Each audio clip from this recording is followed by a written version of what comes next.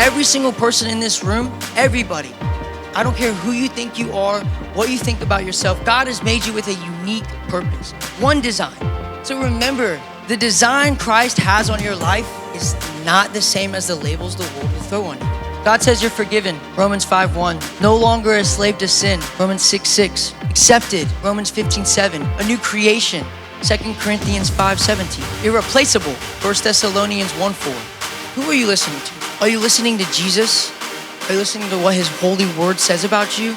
Or are you listening to the things that people try to pin on you?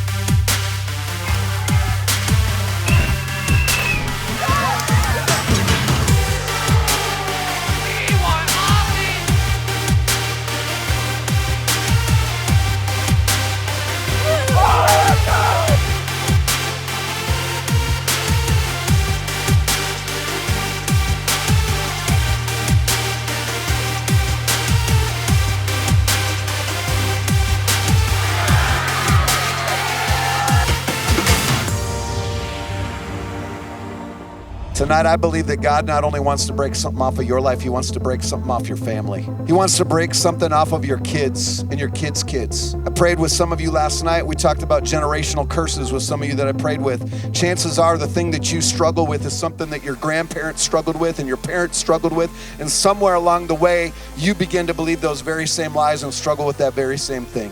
And God wants to break off generational curses as well.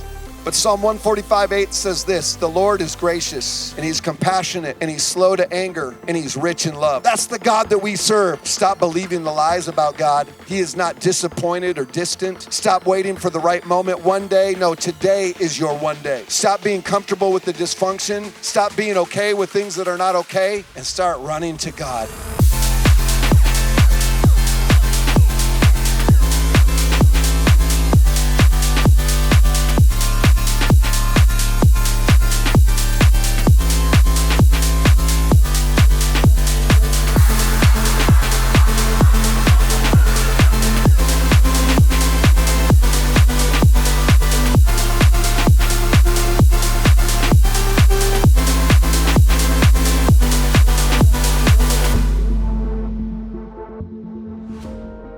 The thing you won't surrender is the thing that owns you.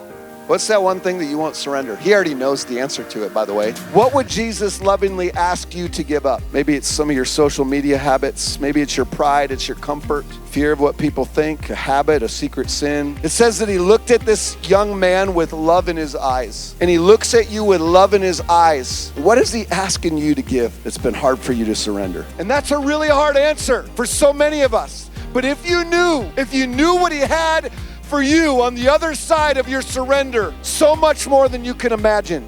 Let us not be ashamed of the gospel. These last 4 nights haven't just been messages just to make us feel good, but these have been messages to push us to take a step of faith, not just within ourselves, Lord, but to take a step of faith in our circles of influence, in our relationships at home, in our schools, and to be the light on top of the hill, be the light in areas where it might be hopeless. Can this be the generation that if they step into a room, no matter where they go, Father, that people are going to see you? Here we are, send us.